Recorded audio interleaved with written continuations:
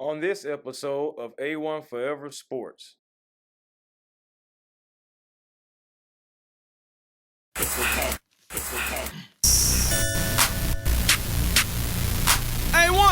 A1! A1! A1! Hello. What's good? You have yet another episode of A1 Forever Sports. I am Chris Tip Moore. And today you can kind of call me Balaclava Tip because the Atlanta Hawks just stole the offseason already.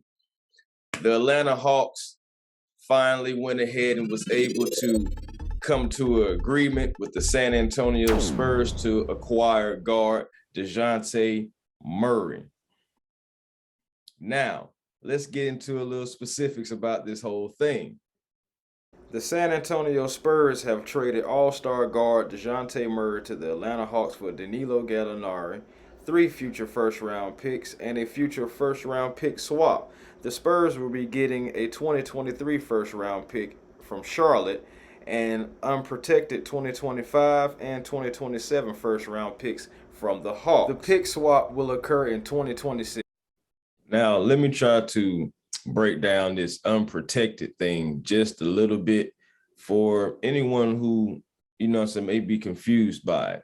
So, unprotected draft pick pretty much means that even if the Hawks bottoms out, which they won't, but even if they was to bottom out and the unprotected picks they sent to San Antonio turned into a first-round pick, first from like top 10 pick, the Spurs would still keep it because it's unprotected.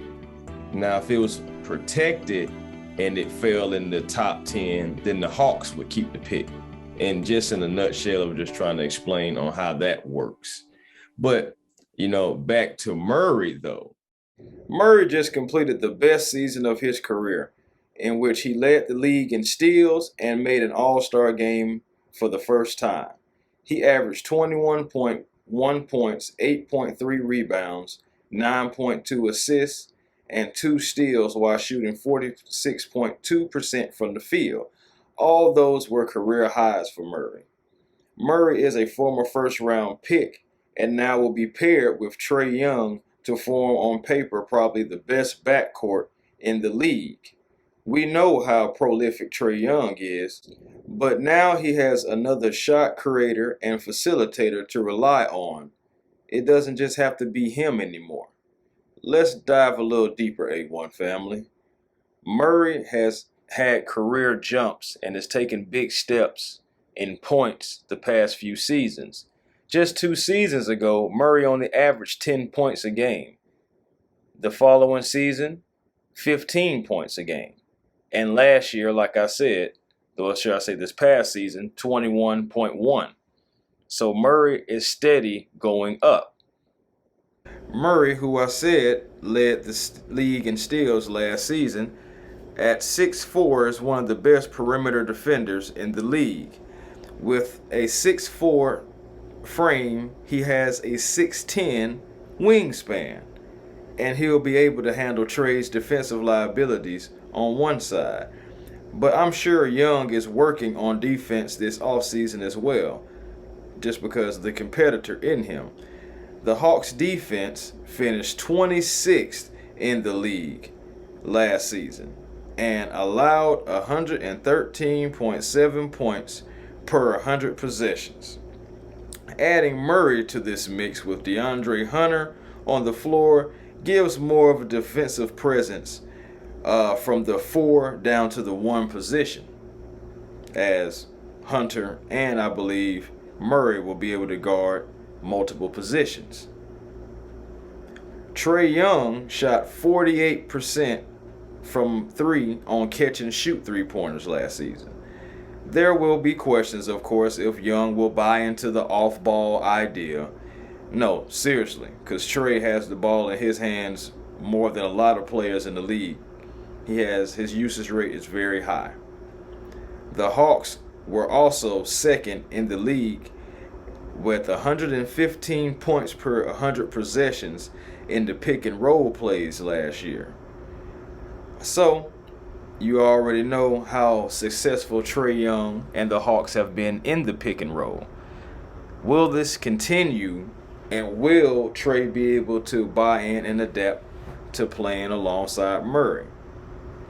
I still have faith that this will be able to happen. I believe just because Trae wants to win, he will definitely be able to adapt. And I also believe that Murray will be able to adapt to Trae as well. Trae Young and Dejounte Murray will be the first pair of teammates in NBA history who each averaged 20 points per game and 8 assists per game in the previous season. Also, these two were both All-Stars last year, and still leaves the door open for possibly another addition. In breaking news today, NBA superstar Kevin Durant has officially requested a trade from the Brooklyn Nets. The Phoenix Suns and the Miami Heat are among the teams Durant wished to be, traded to. However, the Nets don't plan on honoring any of Durant's preferred destinations and plan to make a deal that allows them the greatest return of assets, per source Woj. Hawks, without question, should be on the phone with Brooklyn about Kevin Durant. I already have seen fans and some other people just saying they wouldn't want Durant. How are you going to pull it off? There's no way to get this done. But I do believe that it's a way to get this deal done. Like I said, the Hawks still have assets. I would still like to keep John Collins. I will actively and often say that. But I know that you have to give in order to receive. So, with that being said, I know probably him, Kevin Huerter, and possibly even Bogey would have to be in a package for Durant, along with probably a draft pick or two as well. But I do believe you can get it done. I really do believe you can get it done.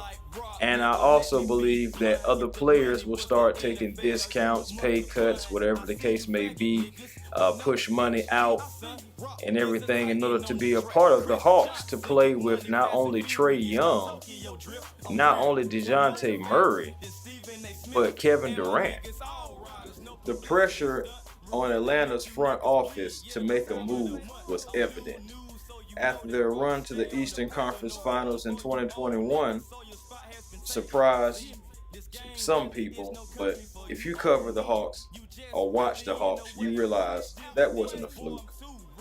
But anyway, unfortunately, the Hawks took a step back from being a contender for the next few years last season, and they had to pull off a comeback against the Cleveland Cavaliers in the play-in tournament in order to make the playoffs as an 8th seed. Now, Travis Schlenk and owner Tony Ressler expressed that changes would be made to the roster and would be made this offseason because the team lost a lot of steam this past season. A lot of their flair was gone due to the fact that they were not even a top 4 team, they had to make the play-in in order to get in, like I just stated. But I tell you what, getting Durant, you will have a proven killer, former NBA champion, scoring champion, just somebody who loves to play basketball, and you put him on the floor with 2 guys who are prolific guards under 26 years of age. I would like to give the Atlanta Hawks front office an A+ for trading for a player coming off an all-star appearance for the first time, keeping their 2024 first-round pick, still having 3 second-round picks, and still having valuable assets to trade if they see fit. If Atlanta is able to pull off acquiring Dejounte Murray and somehow getting Kevin Durant as well, the Atlanta Hawks will completely fleece the offseason, improved their roster, and have excited the fans all in one offseason. Seriously. And every team has a 1A, but not every team has a 1B. And even if they do have a 1B, it's not on the level of Trae Young and Dejounte Murray together collectively, because they really can play off of each other. As Dejounte, I feel like he kind of controls the inside, the mid-range, and Trae is more of a better shooter from the outside, especially with Trae Young being able to shoot 48% last year coming off the ball.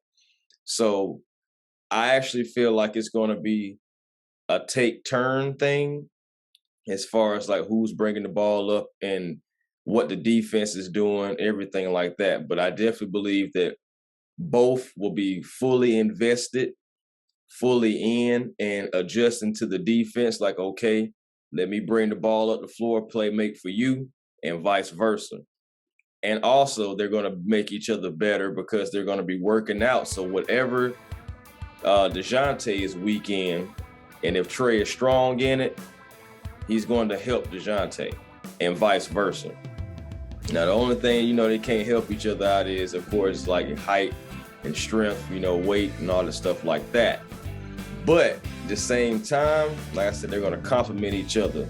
Dejounte's 6'4", about 180, something like that, but he's good on defense, the perimeter, something that the Hawks needed. They also went out and got A.J. Griffin. I really would like to see A.J. Griffin play this year. Again, you can't get better playing at LA Fitness. But we're going to see what happens. Also, I feel it in the universe. The Hawks are not done. I believe the Hawks are going to pull their mask right back on down and make yet another steal in this whole offseason.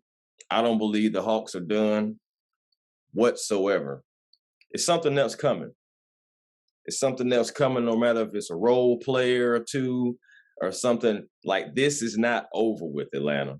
So be prepared, strap in, and let's see what else Travis has in store for the Atlanta Hawks, as it definitely was pressure bust pipes. But hey, Travis, he made this deal happen. Atlanta, we got us one. We're on the way up, not down. We're on the way back up. All right? So until then, I'm going to sit back, watch the offseason unfold, just like you guys, and I'll be back with more video content at a generational rate, because why settle for less, when you can have more with the vision. Until then, Chris Tipmore, A1 Forever Sports.